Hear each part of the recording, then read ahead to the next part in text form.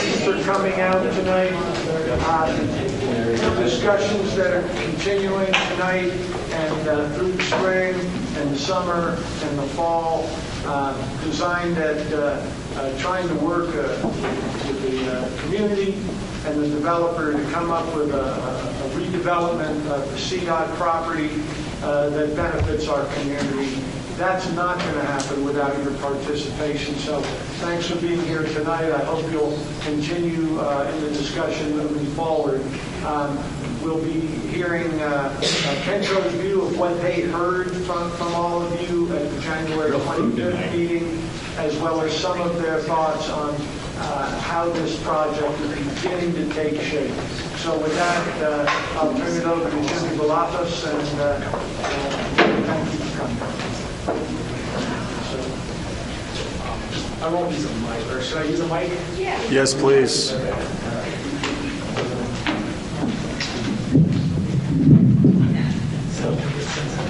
Yeah, does. Hello? Okay. Before I start, I want to have Christine Richards come up. She's heading the steering committee that will be dealing with the project on a much more micro level. So before we get started on our presentation, I want Christine to have a couple words with you guys. Hold on. I will try not to trip over this cord. All right. Good evening. My name is Christine Richards, and some people call me H, as Kate Adams might say. And I'm a neighbor who lives here in Virginia Village at Filbert Way in Florida. After hearing a lot of people who are interested in the property and what's going to happen with CDOT, I announced at the February 14th Virginia Village Ellis Community Association meeting that we would be putting together essentially a volunteer task force to focus a little bit more specifically on the project and how the neighbors can really help best influence it. I asked people at that point to reach out to me if they have interest, and we're just starting to get a task force together. We have several people on the task force so far who are interested in how we can best advocate for the neighborhood. So I want to make clear that this is an independent neighborhood task force, really focused on becoming more knowledgeable as knowledgeable as we can about community development best practices and what we can do to advocate for the neighborhood in terms of the Arkansas development with Kentro as well as the city. We want to make sure we address neighborhood desires and concerns the best we can, as well as advocate for elements in the development that we think will benefit the community as much as possible. So we want to be driven by essentially best practices as well as what we hear at these community meetings and with conversations that we have with our neighbors. We'll also be having periodic meetings with Kentro as well as the city, just to gather information from them to share with the neighborhood, as well as share some of the things that we're learning. So we already have several great volunteers who have stepped up to lead research into best practices, as well as learn more about what options are available to us as citizens to really influence this development. And I just want to take a moment to point out some of those people in the audience.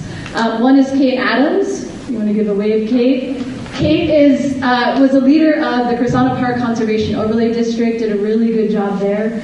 And she's going to be focusing on design and neighborhood character for the development. We also have Diane Volta, who was a previous Virginia Village Ellis Community Association president, and she's going to be working on the zoning aspects of all of this. We also have Mike McDaniel there in the back. Give a good wave, Mike. He's one of the neighbors that's close to the site. He's going to be focused on mobility and parking. We also have Kristen Jones down here in the front. She's going to be focused on residential as well as task force diversity, making sure we get a lot of different voices in the mix. We have Pamela Walsh down here in the front, the leader of the very successful Virginia Village home tour last summer, and she's going to be focusing on opportunities for retail, if that ends up being an option, and just being our communications lead. So our next meeting, we're trying to just have weekly meetings here just to get up to speed, really focus on doing some good research here. So our next meeting is going to be this Monday, March 12th, back here at Ellis Elementary from 6 to 7 p.m. And if you're interested in getting involved, please let one of us know, and we can get you more information. So thank you so much for your time. I appreciate it. Back to you, Jimmy. Okay. I'd like to, before we get started, I'd like to take a poll of how many people missed this is their first meeting, so I kind of know. So we have a couple of new first-time audience. So we're going to kind of go over a little bit of what we repeated, or what we stated last meetings to kind of get you guys up to par. Again, I'm Jimmy Balafis with Kentro Group. We are a private real estate investment company based here in Denver. We buy land and develop commercial buildings on them, but we also buy existing buildings and as an investor. So a little bit about some of our projects we've done. We've developed the block in Colfax. We've developed the Trader Joe's at 8th in Colorado, some of our high-profile projects that we've done in the past.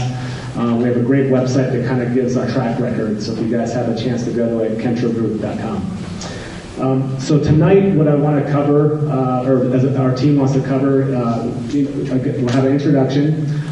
Sean's going to come up and do a meeting summary of the January 25th meeting we had. Stacy with North Design is going to go over existing zoning, what the site is zoned today, and we're also going to start studying some existing zoning surrounding the site, and then we're going to kind of go over next steps to continue this process. After our presentation up here, we're going to break up into 4 stations and continue to gather feedback from you guys. I think we're going to dive in a little bit further than we did last time. And so we'll have 4 stations kind of laid out. The stations will be zoning, uses, transportation, and character. So again, our team, we're the developer, Kentro Group, Norris Design, land planner. Kimberly Horn is our traffic engineer. Curtis will be over here at the transportation station. And then CRL Sean with our zoning and public outreach. So the site that we're in discussion with tonight is the Arkansas site. It's 13.2 acres. It's bordered between Louisiana to the north and Arkansas to the south, Birch to the east, and just behind a couple of commercial properties along Colorado Boulevard. Today, the property is 1 to 4 stories, composed of about 187,000 square feet of office space. Also some lab work, some printing facility, vehicle maintenance. So there's different uses on the site today. Today the site employs about 650 people, and they're moving out, I believe, in the next 30 to 45 days, but don't quote me exactly. Somewhere around that time frame. The site is zoned campus, zoning 12 stories. And then the dirt lot right behind the Good Times is zoned SMX 5. So CDOT is moving. They're consolidating headquarters. They're selling both sites around your neighborhood. They're selling the 2000 South Holly site, which is a Regional 6 headquarters, and then they're selling their main headquarters at 4201 East Arkansas. The state requires anytime a property is disposed from the state to go out to all the agencies, and the city and county of Denver came up and matched offers, and through that process, then they had a selection process to select Kentro Group as a developer. So the city of Denver really wanted to see these properties developed properly, and that's kind of how we ended up here. We are officially under contract as of 10 days ago. So we signed the contracts 10 days ago. We have 150 days of due diligence, and then we have 3 30-day extensions. So the timing for us to purchase the property is around November 18th is the date that would be the current contractual obligation to close on the land. And we hope between now and then we can get a successful zoning done and a good working relationship done with the Virginia Village neighborhood. The contract requires a zoning process. So today the zoning is zoned campus, CM Campus 12, and so we want to figure out what to zone this property with, and that's why we're here tonight. The contract also requires 150,000 square feet of commercial space and 200 permanent jobs. It also requires affordable housing. So we have to build 150 units of 60% AMI. If we can't successfully do that, there is an opt-out fee of $325,000, but the spirit of our deal with the city is to try to get these units built on the site. Yes? Under what circumstances would it be that you can't do that? I keep hearing that kind of an outlet for the developers, and I'm wondering what would be a situation whereby you can't do that? You know, the contract is in there. I'm just stating the contract. You know, we're gonna do all we can to do it, and so the spirit is there, but the option, things happen. The contractual obligation is to provide 150 units somewhere within the city and county of Denver, or 150 units on this site. So again, when you sign a contract, you have contractual obligations, and the city really wants it done, but just in case financing happens, or another 9/11 happens, or whatever, you know, this project is a very big magnitude. There are a lot of things that can happen. So we have that option if we can't perform. So, I thought the opt-out was 350. It's 325 now? I think it's 325, 350. I think it's 350. Maybe it is 350. 350. So it is 350. Okay. So the tower on the further east side does not come with the property. So there's a microwave that sits on the property that is the communications hub for the Colorado Department of Transportation. From our last meeting, we heard a lot of history of what Colorado Boulevard means to the community, and so we kind of dug up some old pictures of Celebrity. I actually used to swim at the Celebrity Sports Center when I was a child, so this brings back fond memories. And so we want to bring some type of project to the community that, you know, will build on this history that Colorado Boulevard has. This fun fact, the Celebrity Fun Center, the original star, there's one original star left, and that's up in North Denver at 37th and Bryan. It's a neat fact that we tracked down. Also, some history that we kind of dug up on the site, the Cooper Theater that used to exist where Home Depot now exists. That was a theater that, you know, Jaws and a lot of the old Denver, or all old movies were played at. With that said, I will pass it on to Sean, who will give a recap of our meeting from January 25th. Thank you, Jimmy. Again, my name is Sean Maley. I work for a company called CRL Associates. We're helping Kentro with this process. So since most folks were here, we actually had, I think I've heard anywhere between like 80 to 100 folks turn out for the first meeting. It was back on January 25th. And it was a really great meeting for us. We did a not too dissimilar presentation to what Jimmy talked about, and Stacy here will talk about some other planning concepts, but broke out into a number of different breakout groups towards the end. We had one focused on residential and also the affordable housing, because there were a number of questions about that. Had a group focused on kind of commercial uses, retail, and what types of uses folks wanted to see in the neighborhood or on the site. We had kind of an existing site infrastructure conditions, and we had Curtis Rowe from Kimley Horn, who is engaged doing a traffic study as we speak. We had then two tables, kind of a positive and more of a concern-focused one. So we had kind of aspirations, what are people's hopes and dreams for this site, and then we also had concerns. We have so much data. I think we have over 20 pages of pretty raw notes and things as we were taking vigorous notes that night. We've kind of started to break it out into not redundant, but you know, the main themes that came up. You know, honestly, you know, on the concern side, you know, density, traffic, safety, crime came up a number of times. There are also people that, you know, I think like was mentioned earlier, would have been concerned if we did not do everything we could to put the affordable housing mixed in on this site. At times there were conflicting pieces of feedback. Some people say dog park, some people say no dog park. So we're going to keep talking this through with you guys for many, many months here. But what we did hear a lot about is creating kind of a neighborhood center and a walkable destination and a place that you can come and have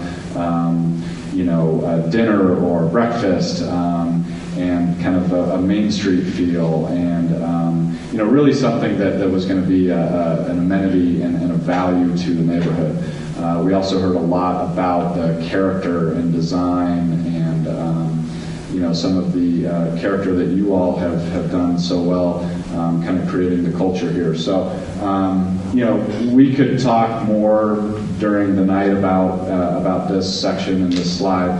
We want to thank you all because it was a really, really great meeting for us. By breaking out into groups with such a large crowd like that, we were able to get, I would imagine everybody spoke multiple times and had their notes taken. So it was tremendously helpful, and we're hoping to continue to do that as we go forward. So I'll speak a bit later on kind of the process moving forward, and I'll hand it over to Stacy with North Design right now.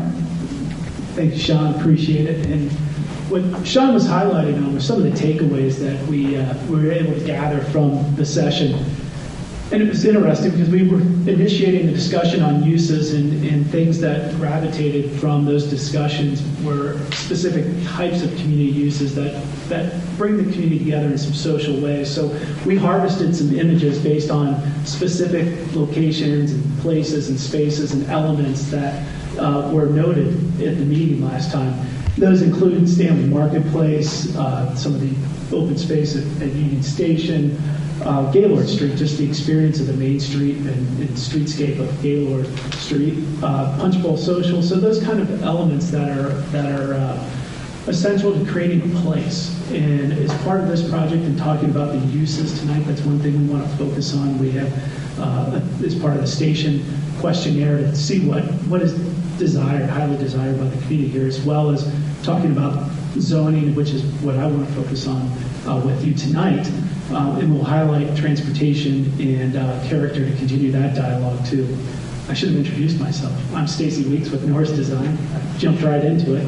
But our team is assisting Kentro with the planning process and the zoning process. And where I wanted to start was highlighting most of you are already keenly aware of the property and the existing zoning and how it sits in the community. We want to talk about our process tonight, and the process includes the process working with everyone here tonight and the steering committee and moving forward through this to have that dialogue. So we're at a zoning level, which is a high level in the process of redevelopment. This is the first stage where you consider uses, general development characteristics, and some of the specific criteria that guides form of buildings and locations of buildings in the future. So this is the first step in a redevelopment process, specifically as we move through this. And the zoning here, as Jimmy mentioned, is campus education institution as kind of the main central area of the site. In addition, there's the small parcel on the southeast corner at Arkansas and Birch that is also under that zoning designation. And then we have the one area of SMX 5, that's suburban mixed use 5, which is 5 stories. So if you look in the context of the area, there's a mix of the Colorado corridor, commercial uses, the MX mixed use uses along the corridor. And as you move eastward, the multi-unit, that's suburban multi-unit, so that accommodates apartments and those similar types of uses. And as we transition east, as you know, single-family residential, the traditional format of residential in the area.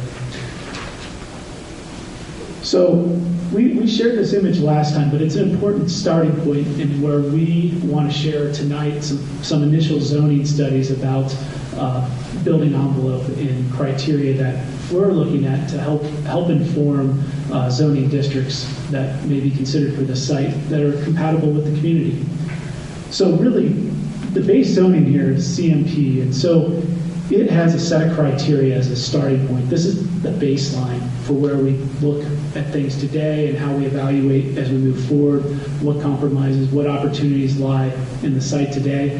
That also dictates currently uses, but it also indicates height.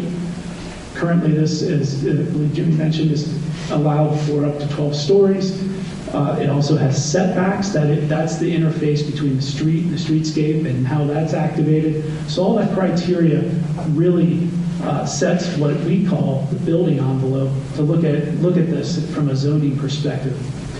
So the exhibit here really helps in just starting a framework for understanding the building envelope. This is, we call it the circus tent, but just the form of where it is today. And we're going to show an exhibit momentarily that talks about the entire site, because this site is larger than the image that's shown here. But this indicates how the zoning influences the setback from the street, the height along the streetscape, the total height for this zoning district for CMP currently today on the site.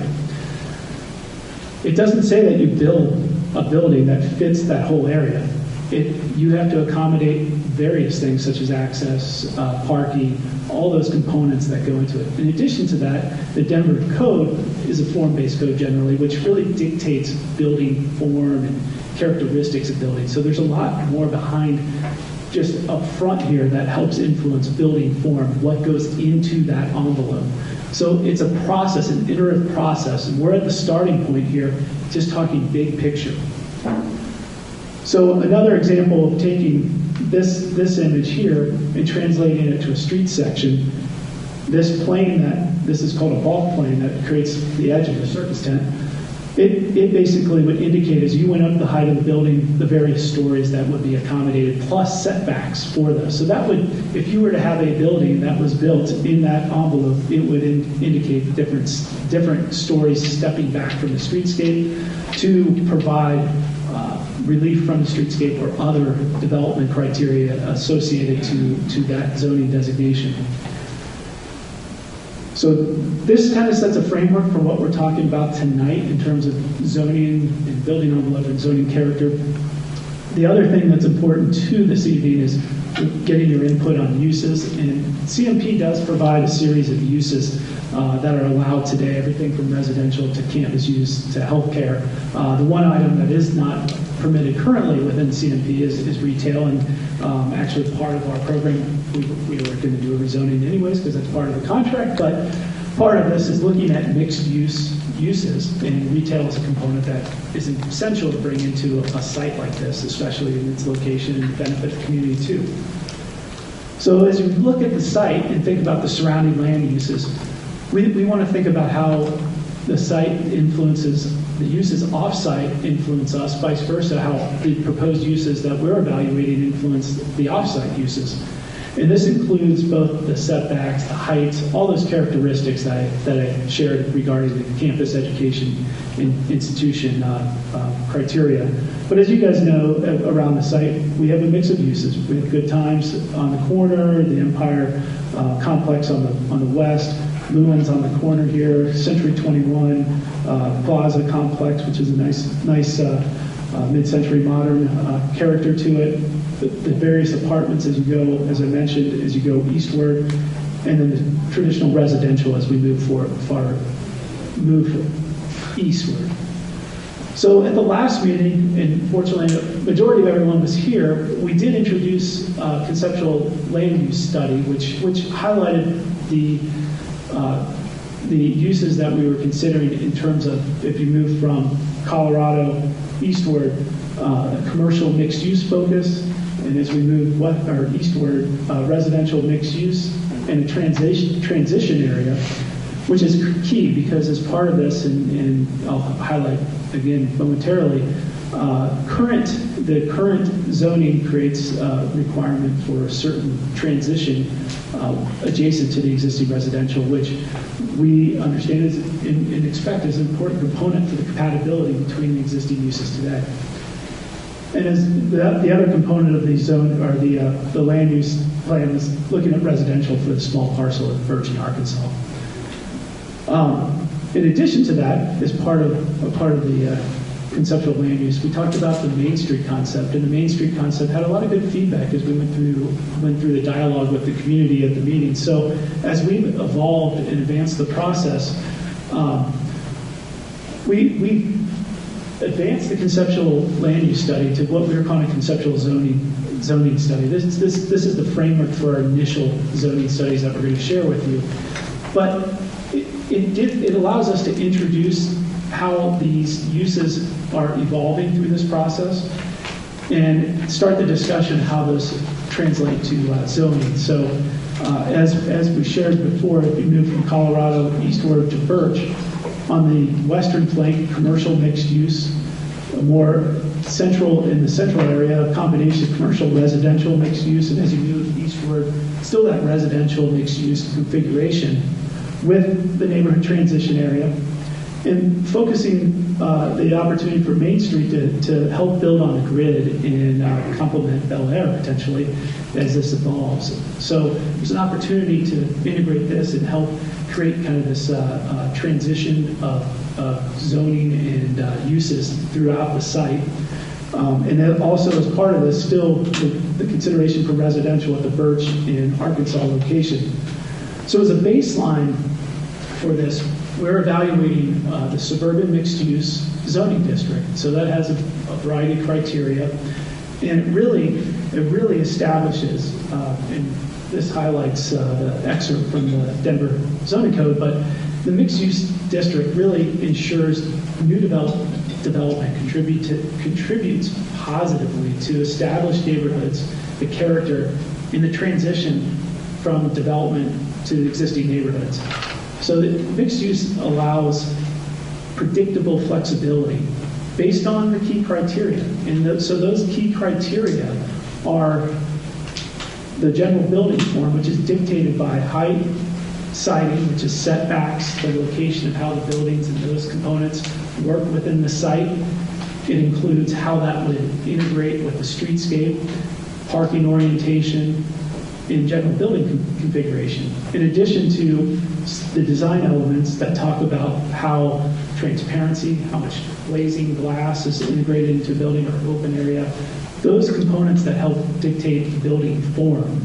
So all these elements come together under an overlying zoning district and help indicate the different building form as you move through the process. But today we're talking about the big picture, the zoning district, which what we're looking at is the suburban mixed-use criteria at this point as a zoning district.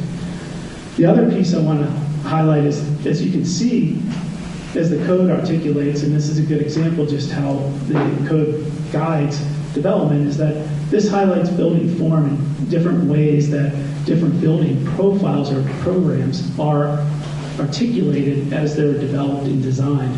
And that their relation, for instance, this one is a relationship of setbacks from existing residential.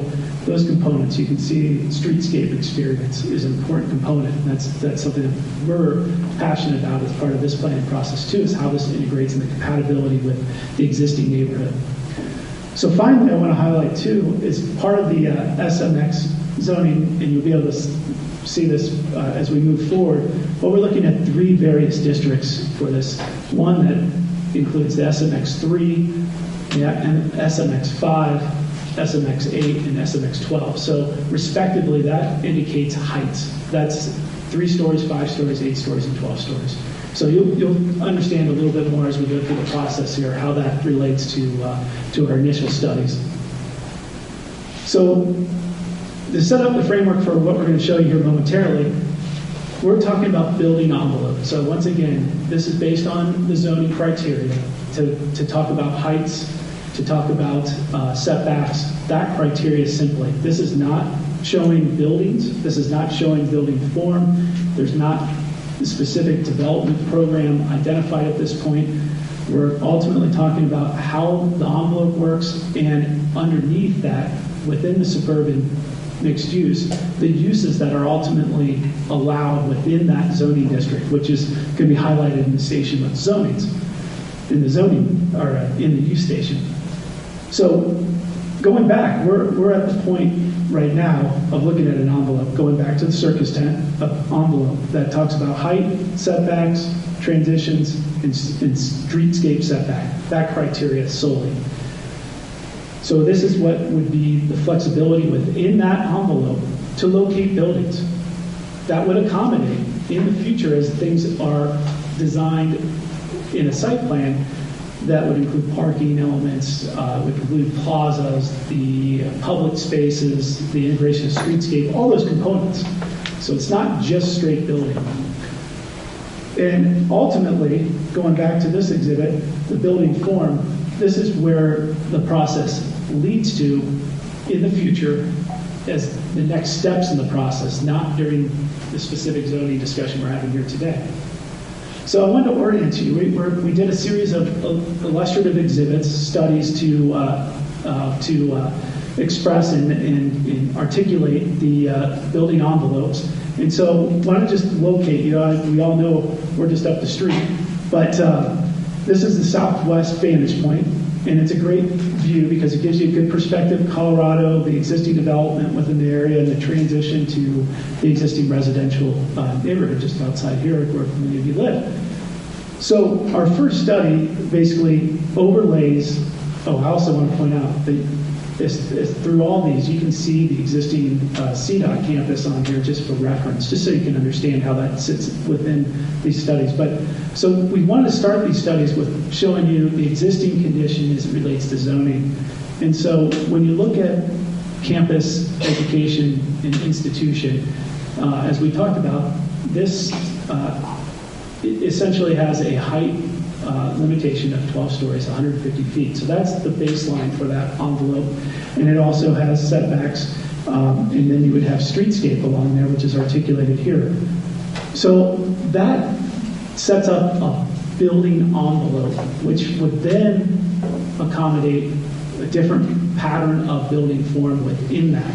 So not to say that's all building, that's just an envelope for where those buildings could be located.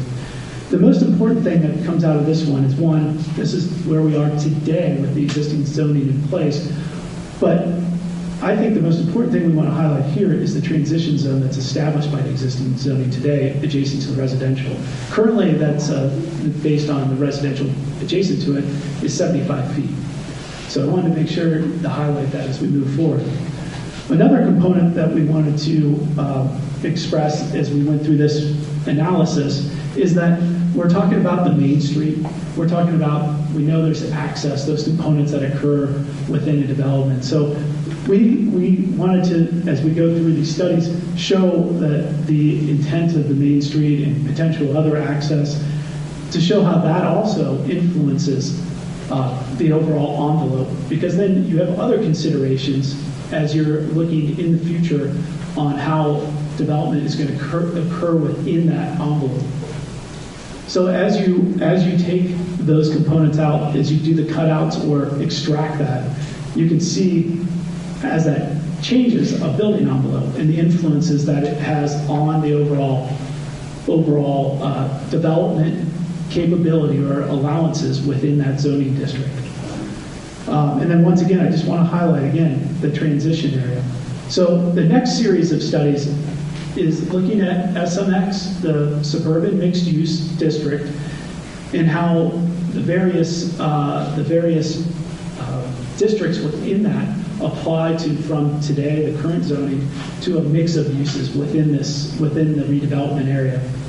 So the first study looks at SMX 12, which is the same height as the current CMP, the current campus education institution zoning district, so 12 stories, and looks at that as the core element of the site. So that would be a building envelope that could allow up to buildings up to 12 stories. The other component of that is the integration of SMX 5, so the 5-story component, which translates to a reduction, but the limitation of residential transition for the zoning district. So it is complementary to what is under the existing zoning now, and actually a reduction by 5 feet, but it is a reduction.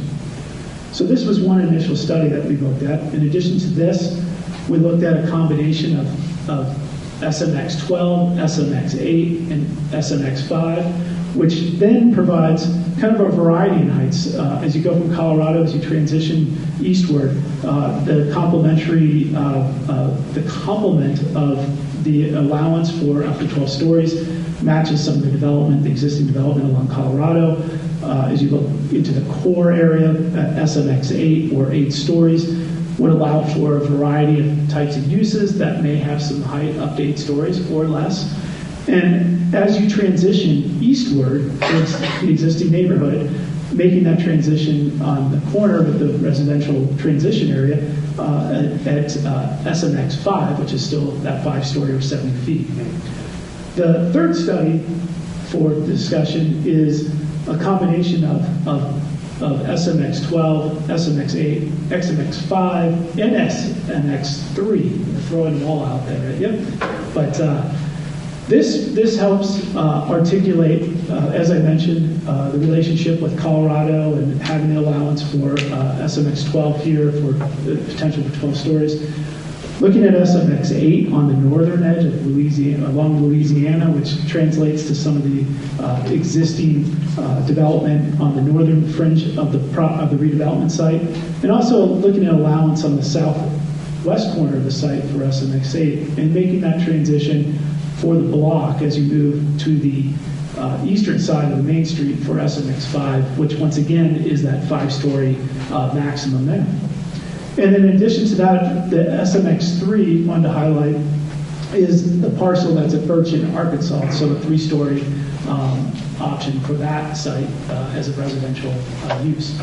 So this is a starting point as we look at zoning districts and as we're considering the various mixed uses that we're talking about, looking for your input tonight on uses and how those uses fit within this building envelope and create the flexibility to really, we have a couple things we need to achieve here. We need to achieve the opportunity to have a key catalyst for the project, and we need the opportunity to accommodate different types of development, whether that be residential, which may be multi-story, or office that may be multi-story, or even the opportunity for hospitality, those things.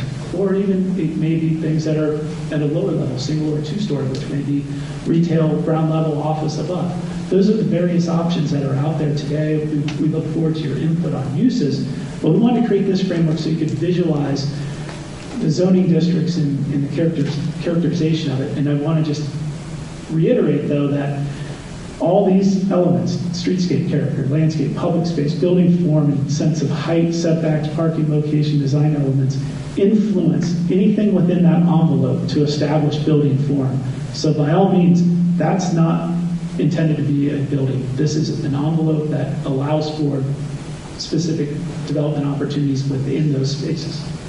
So going back to our conceptual zoning study, just to translate it back from what you saw on a more aerial oblique perspective, as we talked about in Colorado, looking at commercial mixed use, this makes sense with the heavy commercial atmosphere along Colorado, starting to make that transition of opportunities where commercial, residential, mixed use functions can happen centrally, and potentially more domination towards residential as you move eastward. And integrating that Main Street element to create that place, that experience, and help connect with the community, but retaining and keeping the thought in the intent, as we've talked about with this transition area, to make sure that we're making the compatibility in the transition between the existing neighborhood and the project work effectively.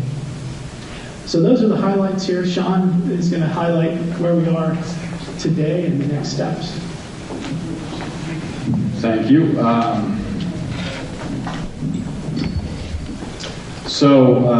I'll be pretty brief here. We had our first meeting on the 25th, and what we thought might be easy and predictable is if we hold a public meeting here the first Thursday of the month, much like today. So that would have our next meetings on April 5th, May 3rd, and June 7th. we do 6 o'clock here, and this is still kind of proposed, but we want to make sure we continue to have this group and this dialogue. This, of course, as Christine mentioned, and with the group that's working in the neighborhood, they will be meeting and studying various concepts. We will meet as much as with them as they would like, and continue to share with that collaborative dialogue. We're also going to be having Kentro put some web material together, so on their existing website, kentrogroup.com.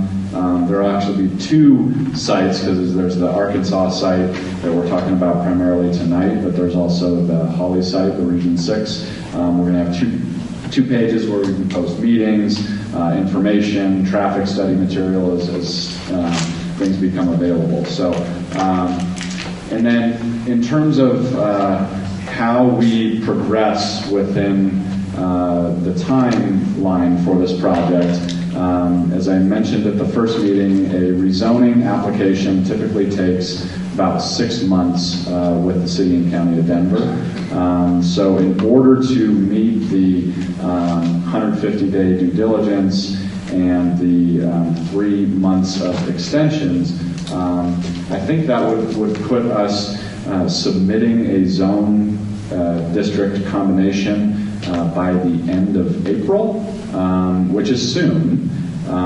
So we really are going to continue to have these dialogues with you. It's not just the public meetings and the task force.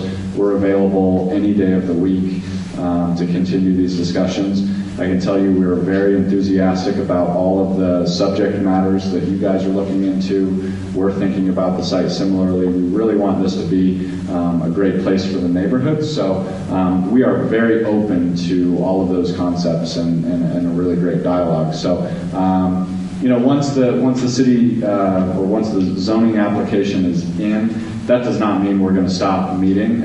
We're going to continue to have meetings, and I imagine there's going to be a lot of stuff that we're going to be continuing to work on, continuing to refine as more realistic development plans come to surface and as your feedback does as well. So I think with that, I know we have a much lighter crowd tonight than we did before. So, you know, with 100 people, it made a lot of sense to break out into these various groups. I don't know if we need to break out into 4 different groups. We can kind of, you know, come up here on the stage maybe at first, or and then come down and start talking about these subject matters after that. And we can stay as long as you like and answer every question that you guys have. And we will be taking notes again, coming back. As Stacy mentioned, you know, this is just a starting point for us. We do not have final plans. We're not going to submit an application that memorializes those zone districts right away. This is, again, just a second step in our dialogue with you guys. So with that, I think we'll kick it off into starting to talk more about the zoning, uses, transportation, and character. All right? Yeah, I think we'll answer your question, and I think we're also going to try to break up and go around some of these boards if that works, or we could bring stuff down if that's more helpful as well. But ma'am, your question. Yes. Hi, so in a way I'm a little late in understanding this development stuff, so bear with me, but all the focus has really been on the Colorado and Louisiana and Arkansas area. How and when do we transition to discussing the other area? And I guess I'm just wondering that part, because that's what I'm making it. Yeah, good question. My apologies for not mentioning that. I don't know if I had it on a slide or not. There it is. Yeah, and it's not very visible. For the Holly site, the 2000 South Holly site, we have scheduled a meeting along with the Cook Park R&O for March 20th at the Cook Park Recreation Center. So I believe Cook Park is meeting at 6, and then we are going to be going on at 6:45, 7-ish that evening. So I think there's a little neighborhood agenda for the R&O, and then we'll be following that. And we will have a presentation and a lot of information applicable to that site. To the extent you have some questions tonight, we'd be happy to answer those as well. But the primary focus for tonight is the Arkansas site. But March 20th, 7 o'clock, Cook Park Rec Center. Thank you, Sean. Thank you.